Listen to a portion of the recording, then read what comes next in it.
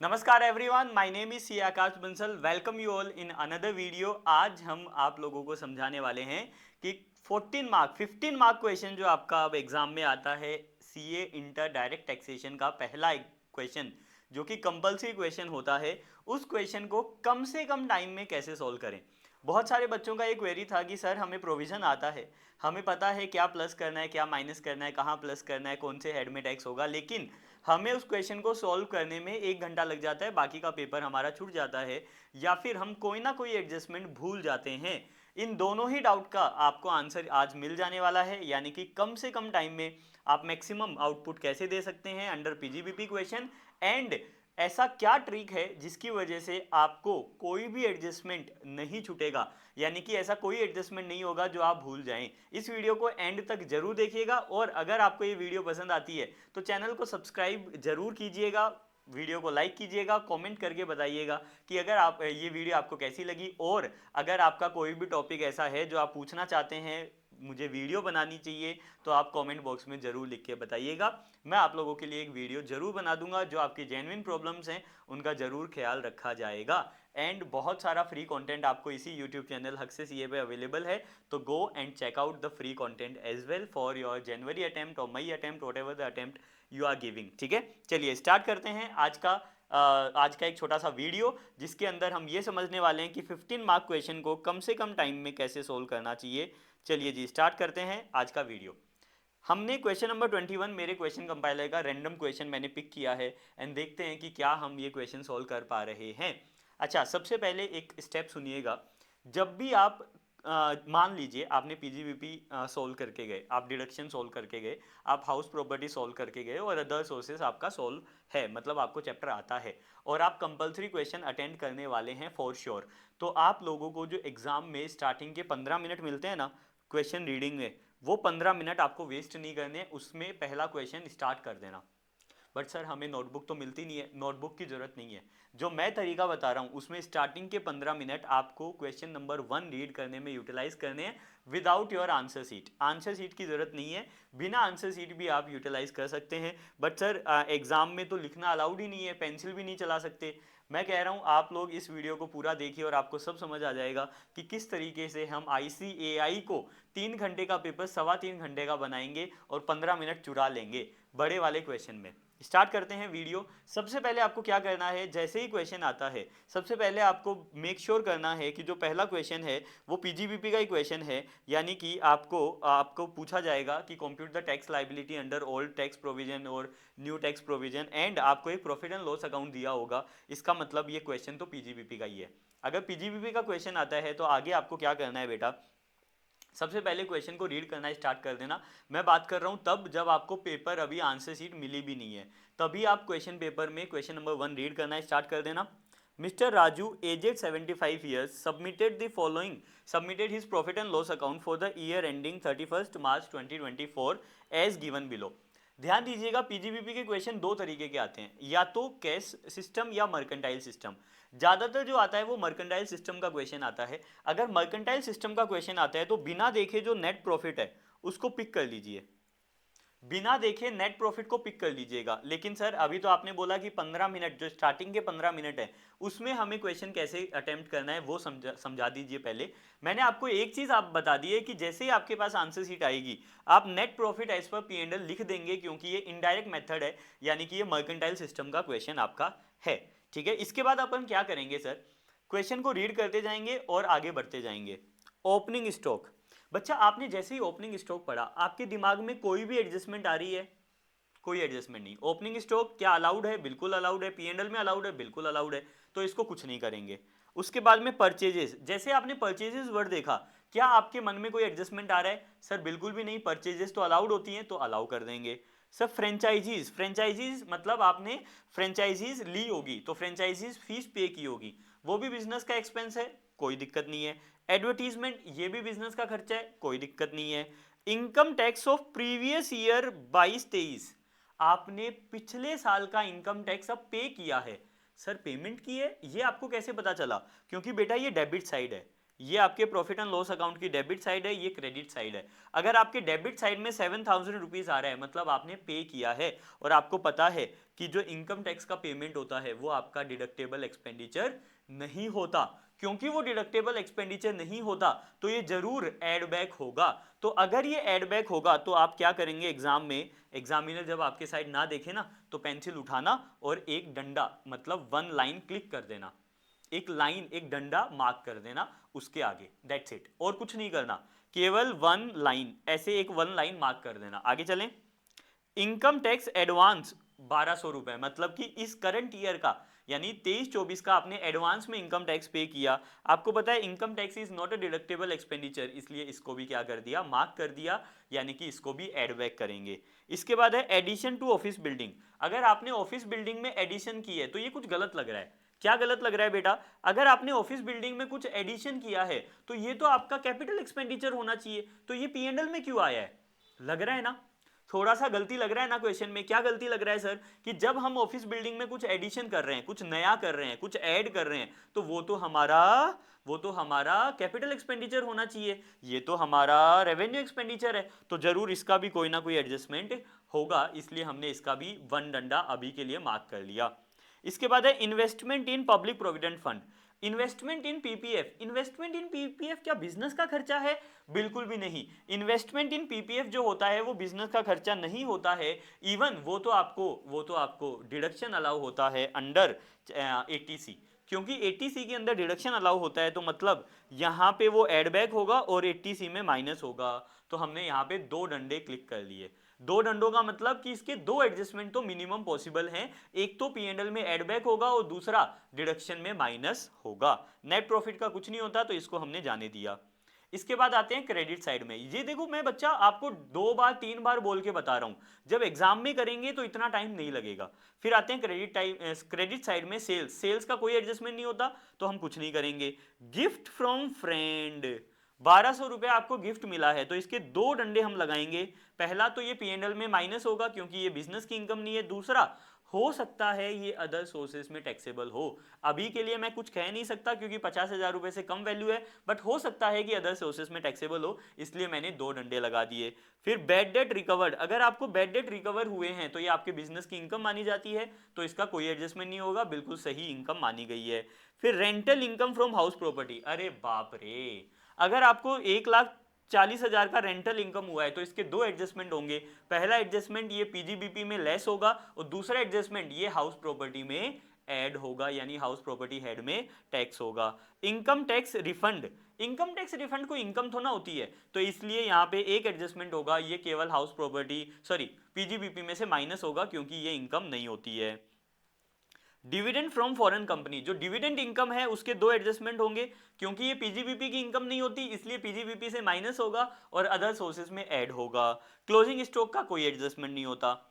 इतना अपन ने टेबल पढ़ के आइडेंटिफाई कर लिया। जब एग्जाम में आप स्टार्टिंग के 15 मिनट में पढ़ेंगे तो आपको 2 या 3 मिनट लगेंगे ये टेबल को रीड करने में, इससे ज़्यादा टाइम नहीं लगेगा। उस 3 या 4 मिनट में 2, 3, 4 मिनट के अंदर अंदर आपने डंडे क्लिक कर लिए, यानी कि आपने मार्किंग कर ली कि कितने एडजस्टमेंट आपको करने चाहिए। इसके बाद हम आएंगे नोट्स 2 यानी एडिशनल इन्फॉर्मेशन पे। एडिशनल इन्फॉर्मेशन में सबसे पहले इन्फॉर्मेशन है opening and closing stock are undervalued by 10%। अगर ओपनिंग और क्लोजिंग स्टॉक अंडर वैल्यूड है तो मतलब कि गलत वैल्यू की हुई है, तो इसका भी एडजस्टमेंट होगा।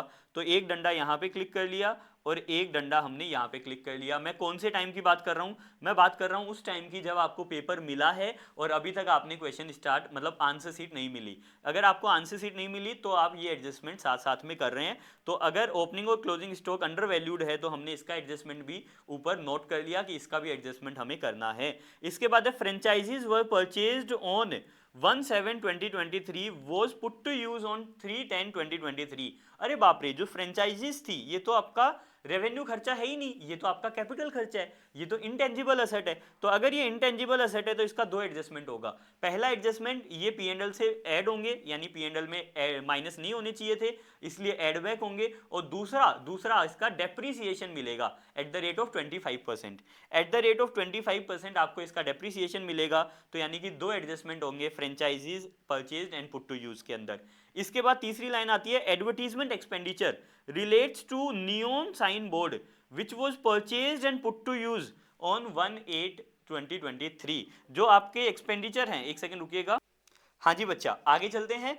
Advertisement expenditure relates to neon sign board which was purchased and put to use on 1/8/23। तो सर एडवर्टीजमेंट एक्सपेंडिचर अगर नियॉन साइन बोर्ड के प्रति है, अगर उसके लिए एडवर्टीजमेंट एक्सपेंडिचर है, तो ये भी रेवेन्यू खर्चा नहीं है, ये भी आपका कैपिटल खर्चा है। इसलिए जो एडवर्टीजमेंट आपने ऊपर देखा था, एडवर्टीजमेंट आपने देखा था, अच्छा ये मैंने कर लिया क्या, 9,000 रुपए पे दो, अच्छा ये फ्रेंचाइजीज पे लगाने थे, सॉरी बेटा, फ्रेंचाइजी पे 2 डंडे लगाने थे, एडवर्टीजमेंट पे भी 2 डंडे लगा देंगे। क्यों लगा देंगे, क्योंकि एडवर्टीजमेंट में भी आपके 2 एडजस्टमेंट होंगे। पहले तो ये एड बैक होगा क्योंकि ये कैपिटल एक्सपेंडिचर है, रेवेन्यू एक्सपेंडिचर नहीं है, और दूसरा इसका डेप्रिसिएशन आपको अलाउ होगा at the rate of 10% under furniture वाला ब्लॉक। ठीक है बेटा, 2 चीजें समझ आ गई, तो आपका ये भी हो गया।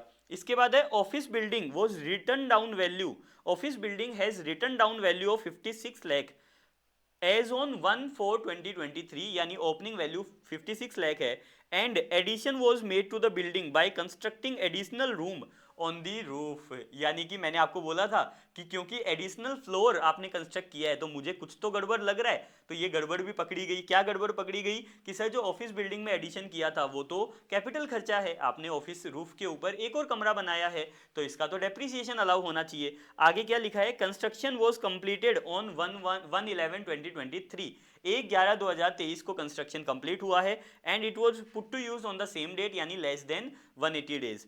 The expenditure of rupees 45,000 include cost of wiring and switches of rupees 4,500. No depreciation debited in this regard. अब आपको बच्चा क्या करना है, ये जो एडिशन टू ऑफिस बिल्डिंग दिख रहा है, इसका एक एडजस्टमेंट तो मैं ऑलरेडी आपको करवा चुका हूं, दूसरा एडजस्टमेंट होगा डेप्रिसिएशन का। इसमें ध्यान रखना बेटा, डेप्रिसिएशन में 2 अलग अलग एडजस्टमेंट होंगे। जो 45,000 रुपए का खर्चा है उसमें से 4,500 रुपए तो आपके फर्नीचर वाले ब्लॉक में जाएंगे, क्योंकि वायरिंग और स्विचेज जो है वो फर्नीचर एंड फिक्सचर वाले ब्लॉक में जाता है, और 40,500 रुपए जो हैं वो बिल्डिंग ब्लॉक में ऐड होंगे। यानी कि जो ओपनिंग वैल्यू थी 56 लाख की, उसमें 40,500 रुपए ऐड होगा, और जो 4,500 है वो फर्नीचर वाले ब्लॉक में ऐड होगा। इतना आपको समझ आ गया होगा। ऑल्दो कोई भी फर्क नहीं पड़ेगा आंसर में, फर्क इसलिए नहीं पड़ेगा क्योंकि बिल्डिंग पे भी 10% का डेप्रिसिएशन है और फर्नीचर पे भी 10% का डेप्रिसिएशन है, बट अगर आपने इसको फर्नीचर में नहीं दिखाया तो नंबर कट सकते हैं। यानी कि जो 4,500 है वो फर्नीचर में जाएगा और 40,500 आपका बिल्डिंग में ऐड हो जाएगा। ये भी आपका हो गया। इसके बाद है sales include sales of 1,20,000 to proprietor, खुद को ही माल बेचा है, and the cost of this goods were 1 lakh and the market value was 1,25,000। अगर आपने खुद को ही सेल की है जिसकी कॉस्ट ऑफ गुड्स सोल्ड तो 1 लाख है और मार्केट वैल्यू 1,25,000 है, तो उस केस में आपको क्या करना है बेटा, अगर आपने खुद को ही 1,20,000 में सेल किए हैं तो मार्केट वैल्यू से कम पे आप गुड्स को नहीं निकाल सकते, तो इसलिए जो 5,000 रुपए हैं वो आपके क्या हो जाएंगे, 5,000 रुपए आपके क्या हो जाएंगे बेटा, सेल में बढ़ जाएंगे। यानी कि सेल के अंदर भी एक एडजस्टमेंट करना पड़ेगा, वो होगा आपका 5,000 रुपए का, क्योंकि अगर आपने खुद को ही बेचा है तो आप कम में नहीं बेच सकते, आपको मार्केट वैल्यू पे बेचना होगा, तो ये 5,000 रुपए आपका सेल्स में ऐड हो जाएगा। इसके बाद है bad debt recovered were from earlier years. तो ठीक है, bad debt recover earlier years में था तो हमें उसका कोई एडजस्टमेंट नहीं करना, हमने पहले ही बोल दिया बैड डेट रिकवरी बिजनेस की इनकम होती है तो वो तो बिजनेस की इनकम होती है, उसमें कोई अलग से एडजस्टमेंट करने की जरूरत नहीं है। फिर इसके बाद में बोला है Raju has not opted for presumptive taxation. तो ठीक है, प्रिजम्पटिव टैक्सेशन ऑप्ट नहीं कर रहे, यानी कि रेगुलर टैक्स ऑप्ट करेंगे। रेगुलर टैक्स ऑप्ट करेंगे तो आपको असेसमेंट ईयर 24-25 में आंसर बताना है।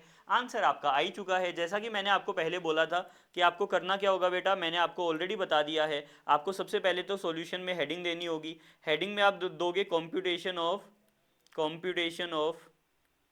PGBP income. पीजीबीपी इनकम आपको कंप्यूट करनी है सबसे पहले। पीजीबीपी इनकम में कंप्यूट करने के लिए मैंने आपको बोला था आपको स्टार्ट कहां से करना है, नेट प्रॉफिट से स्टार्ट करना है। कहां से स्टार्ट करना है बेटा, नेट प्रॉफिट से स्टार्ट करना है।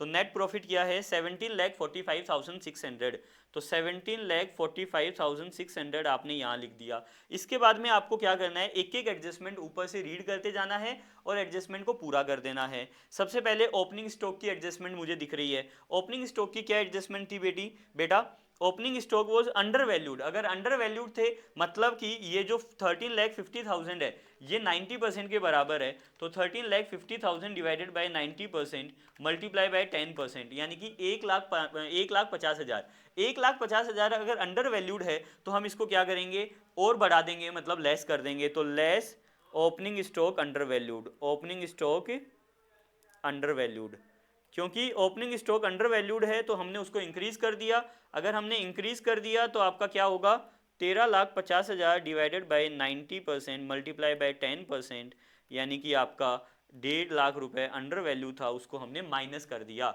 और माइनस करने के लिए यहाँ पे ब्रैकेट लगा देंगे। इसके बाद में ये एडजस्टमेंट हो गया।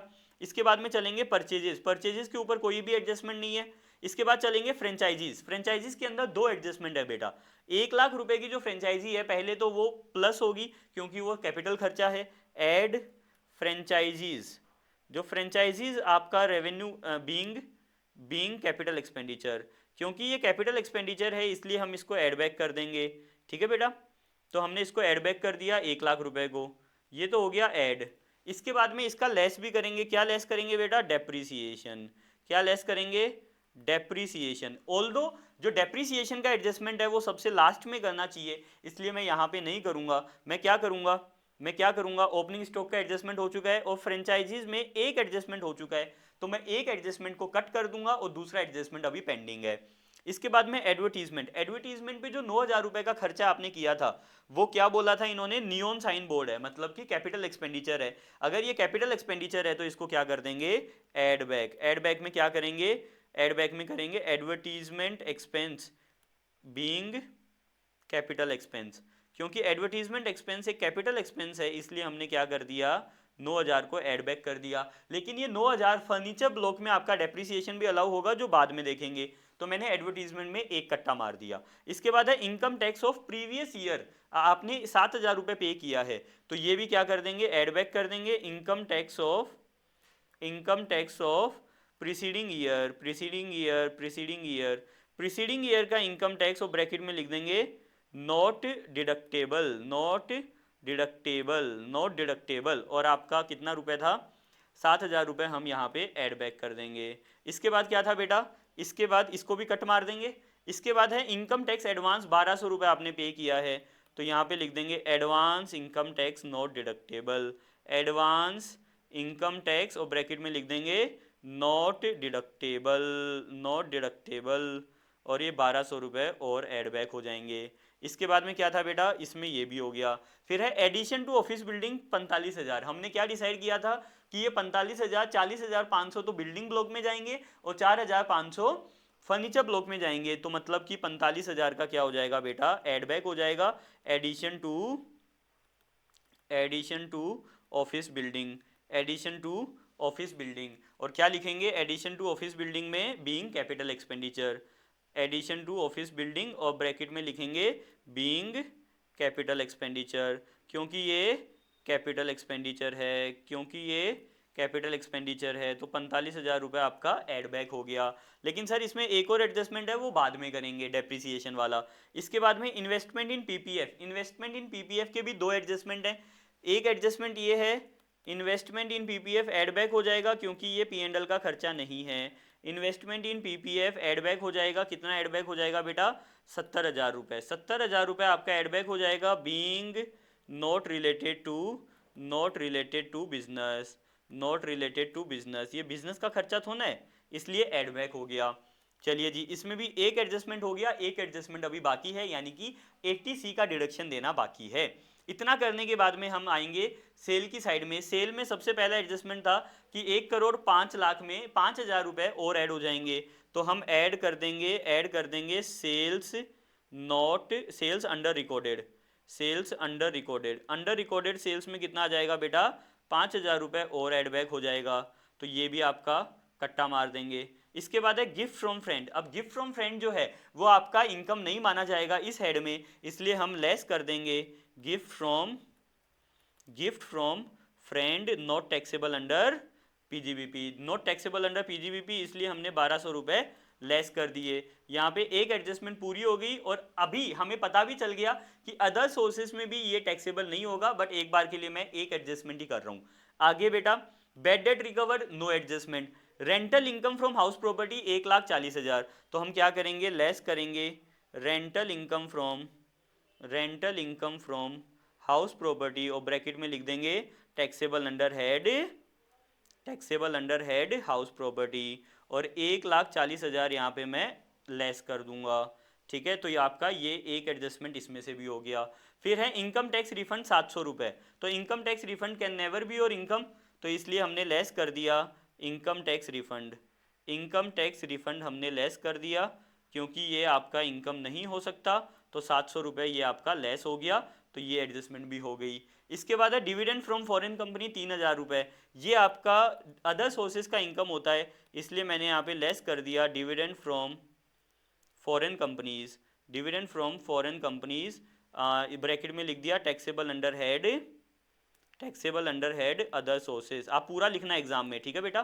Taxable under head other sources कितने रुपए थे आपका, 3,000 रुपये लेस हो जाएगा, 3,000 रुपये यहाँ से लेस हो जाएगा। ठीक है बेटा, इतना समझ आ रहा होगा आपको, आई होप।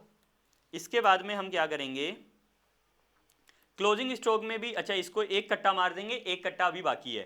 क्लोजिंग स्टॉक में 1,80,000 का अंडर वैल्यूड है, अगर ये अंडर वैल्यूड है तो क्या हो जाएगा बेटा, ये एड बैक हो जाएगा, under valuation of closing stock का, क्योंकि अंडर वैल्यूएशन है तो ये एड बैक हो जाएगा। कितना एड बैक होगा, मतलब प्रॉफिट बन जाएगा कितना, 1,80,000 का स्टॉक है जो कि 90% के बराबर है, तो 10% के बराबर होना चाहिए, शायद 20,000 रुपये, कैलकुलेट कर लेना, 20,000 रुपये आपका एड बैक हो जाएगा, 20,000 रुपये आपका क्या हो जाएगा, एड बैक हो जाएगा, यानी कि ये एडजस्टमेंट भी आपका हो गया।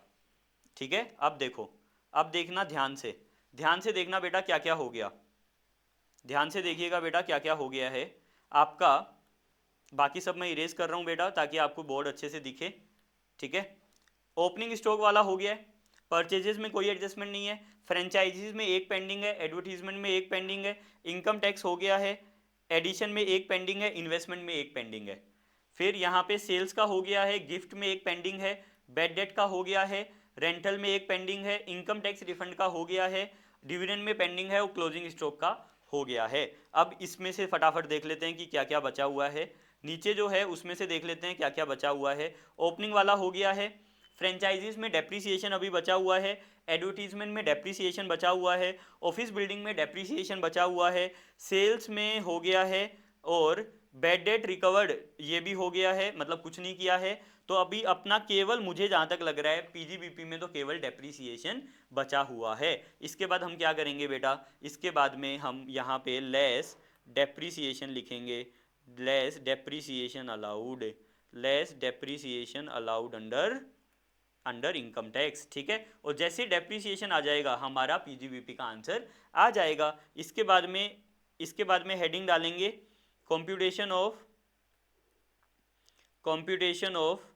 Income under head house property, computation of income under head house property, और हाउस प्रॉपर्टी का आंसर करने के लिए आधा पेज छोड़ देंगे और एक हेडिंग डालेंगे computation of income under head other sources. ठीक है बेटा, अब हम एक काम करते हैं, सबसे पहले डेप्रीसिएशन बाद में निकाल सकते हैं, ऐसा कोई हार्ड एंड फास्ट रूल नहीं है, तो सबसे पहले हाउस प्रॉपर्टी का फटाफट निकाल देते हैं, हाउस प्रॉपर्टी का निकाल देते हैं ताकि हाउस प्रॉपर्टी कंप्लीट हो। तो हाउस प्रॉपर्टी का हमने क्या किया, यहाँ पे रेंटल इनकम थी 1,40,000, बाकी कोई म्यूनिसिपल टैक्स, कोई इंटरेस्ट, कुछ भी नहीं है, तो हमने क्या किया, rental income is equal to gross annual value is equal to GAV 1,40,000। अगर ये GAV आ गया तो लेस एम टी आपका 0 है तो ये भी 1,40 आ गया। अच्छा, आपको एग्जाम में फुल फॉर्म लिखना है बेटा, ये आपका आ गया NAV में से 24A माइनस करेंगे, 24A आ जाएगा आपका 42,000 माइनस करने के बाद में जो भी आंसर आएगा वो आएगा income under head house property. Exam में पूरा फुल फॉर्म लिखना है बेटा, आई रिपीट, एग्जाम में फुल फॉर्म लिखना है। 98,000 आपका आ गया income under head house property, यानी कि मैं इसको भी कट्टा मार सकता हूँ, मैं इस पर भी कट्टा मार सकता हूँ। ठीक है बेटा, इस पे भी कट्टा मार दिया। अब चलते हैं other sources, income under head other sources में मुझे जहाँ तक याद आ रहा है डिविडेंड फ्रॉम फॉरेन कंपनी मैंने लिखा, और डिविडेंड फ्रॉम फॉरेन कंपनी में मैंने लिखा 3,000 रुपये।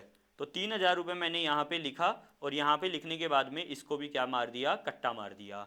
ठीक है, इसके बाद में गिफ्ट, गिफ्ट फ्रॉम फ्रेंड हमने लिखा gift from friend, gift from friend लिखा और मैंने क्या किया, यहाँ पे जीरो कर दिया और ब्रैकेट में exempt because up to exempt up to 50,000, क्योंकि 50,000 तक का एग्जाम्प्ट होता है। ये थोड़ा डिटेल में लिखना बेटा, मैं थोड़ा शॉर्ट में लिख रहा हूँ बट आप समझ गए होंगे कि डिटेल में लिखना है आपको। मैं केवल आपको प्रेजेंटेशन सिखाना चाह रहा हूँ, मैं आपको ये सिखाना चाह रहा हूँ कि जल्दी से जल्दी क्वेश्चन कैसे करते हैं। फिर इसको भी कट्टा मार दो। ठीक है, अब देखो ये पूरा कट्टा हो गया, ये कट्टा हो गया, ये पूरा कट्टा हो गया सर। इधर से पूरा पूरा खत्म हो गया है इनकम साइड से। अगर मैं एक्सपेंस साइड से बात करूं तो केवल डेप्रीसिएशन बचा हुआ है, डेप्रीसिएशन बचा हुआ है और ये भी डेप्रीसिएशन बचा हुआ है और ये डिडक्शन बचा हुआ है। केवल इतना बचा हुआ है, बाकी सब कुछ हो गया। नीचे भी मैं देखूं तो सब कुछ हो गया है, मतलब केवल डेप्रीसिएशन बचा हुआ है और डेप्रीसिएशन निकालने के बाद में पीजीबीपी की इनकम आ जाएगी, फिर ग्रॉस टोटल इनकम आ जाएगी, उसमें से 80C अलाउ कर देंगे और आपका टोटल इनकम आ जाएगा। चलिए जी, अब निकालते हैं हम डेप्रीसिएशन। तो डेप्रीसिएशन फ्रेंचाइजी का, तो हमने वर्किंग नोट बनाया, थोड़ा सा और पेज छोड़ देना क्योंकि अभी हमें कंप्यूटेशन ऑफ टैक्स लाइबिलिटी भी करना है। तो हमने फिर वर्किंग नोट बनाया बेटा, वर्किंग नोट बनाया हमने, फिर वर्किंग नोट बनाया और वर्किंग नोट में क्या लिखा, computation of depreciation, computation of depreciation. और डेप्रीसिएशन में ब्लॉक बनेंगे, ब्लॉक 1 ये हो जाएगा आपका फ्रेंचाइजी का, ये आपका हो जाएगा फ्रेंचाइजी का, ब्लॉक 2 ये आपका हो जाएगा फर्नीचर का, और ब्लॉक 3 ये आपका हो जाएगा बिल्डिंग का, ब्लॉक 3 ये आपका हो जाएगा बिल्डिंग का। आप चाहो तो एक साथ भी निकाल सकते हो, चाहो तो तीनों ब्लॉक का अलग अलग भी निकाल सकते हो। ओपनिंग WDV जीरो है, जीरो है, इसका है 56 लाख, इसका था 56 लाख। ठीक है बेटा, ओपनिंग WDV आ गया 56 लाख। इसके बाद में आपको क्या करना है बेटा, add put to use for less than 180 days, less than 180 days को पुट टू यूज को ऐड करना है, लेस देन 180 डेज में ऐड करना है। मैं थोड़ा शॉर्ट में कर रहा हूं, आपको थोड़ा डिटेल में करना है। लेस देन 180 डेज में ऐड करना है। फ्रेंचाइजीज आपने पुट टू यूज किए हैं 3 अक्टूबर को, 3 अक्टूबर को अगर पुट टू यूज किए हैं तो ये 180 डेज हो मोर में जाएगा, कैलकुलेट करके देख लो। अक्टूबर के 29 दिन, क्योंकि 3 अक्टूबर को किया है तो 29 दिन अक्टूबर के, अक्टूबर नवंबर के 30 दिन, दिसंबर, जनवरी, फरवरी के 29 दिन, फिर फरवरी के बाद मार्च, ये आ रहा है 181 डेज। क्योंकि ये 181 डेज आ रहा है तो ये मोर में जाएगा, put to use for more than 180 में जाएगा। तो यहाँ पे प्लस करेंगे put to use for 180 days और मोर, 180 डेज और मोर। यहाँ पे 180 डेज और मोर में आएगा 1 लाख रुपए फ्रेंचाइजी के, 1 लाख रुपए फ्रेंचाइजी के, 1 लाख रुपए फ्रेंचाइजी के। इसके बाद था advertisement expenditure, neon sign board है, पुट टू यूज 18 को है, तो ये भी मोर देन 180 डेज में जाएंगे। ये कितने थे, 9,000 रुपीज़ थे शायद, 9,000 रुपीज़। ये भी किस में जाएंगे बेटा, फर्नीचर में जाएंगे, बट ये मोर देन 180 डेज में जाएंगे। इसके बाद ये भी हो गया, फ्रेंचाइजी भी हो गया और फर्नीचर भी हो गया। इसके बाद था बेटा, इसके बाद ये भी हो गया, ये भी हो गया। ऑफिस बिल्डिंग 56 लाख ओपनिंग था, ये मैंने लिख लिया है। इसके बाद में 1/11 को एडिशन किया था, 1/11 को एडिशन किया था तो 40,500 रुपये, 40,500 रुपये किस में जाएंगे, लेस देन 180 डे में जाएंगे। और यहाँ पे फर्नीचर में 4,500 रुपये जो कि फर्नीचर वो वायर एंड स्विचेस के थे, वो भी लेस देन 180 डेज में जाएंगे। तो आपका ये भी पूरा हो गया। I think everything is done, बस अब कैलकुलेट करना है आपको आंसर। सर फ्रेंचाइजी 1 लाख रुपये हो गई। अच्छा, लेस करेंगे sale during the year, less करेंगे सेल्स कुछ है नहीं तो सेल्स में 0 लिख देंगे। अब देखो 1 लाख रुपये तो हो गया फ्रेंचाइजी का, और ये हो गया 13,500 हो गया फर्नीचर का, और ये हो गया 56,40,500 आपका हो गया बिल्डिंग का। अब ये है, ये मोर देन 180 डेज है, तो इसके ऊपर जो डेप्रीसिएशन निकलेगा, मैं थोड़ा रफ में कर रहा हूँ, आप लोग समझ जाना, आपको फेयर में करना है। 1 लाख के ऊपर जो डेप्रीसिएशन निकलेगा वो निकलेगा 25%, यानी कि 25,000। जो 13,500 है उसमें 2 डेप्रीसिएशन निकलेंगे, एक डेप्रीसिएशन निकलेगा 5% जो कि लगेगा 4,500 पे, और 9,000 पे लगेगा 10%। तो 4,500 पे तो लगेगा 5%, 225 रुपये, और 9,000 पे लगेगा 10% यानी 900 रुपये, तो ये आ गया 1,125 रुपये। और यहाँ पे 40,500 पे तो लगेगा 5% और 56 लाख पे लगेगा 10%। तो 40,500 पे तो लगेगा 5% और 56 लाख पे लगेगा 10%, यानी कि 5,60,000।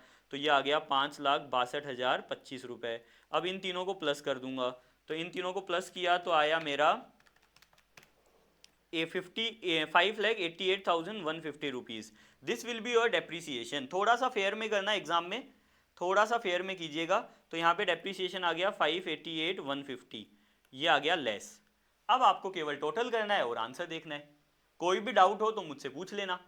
केवल टोटल करना है और तीनों का ग्रोस टोटल इनकम बताना है, और ग्रोस टोटल इनकम में से एक डिडक्शन माइनस करना है 80C का, and then that's your answer.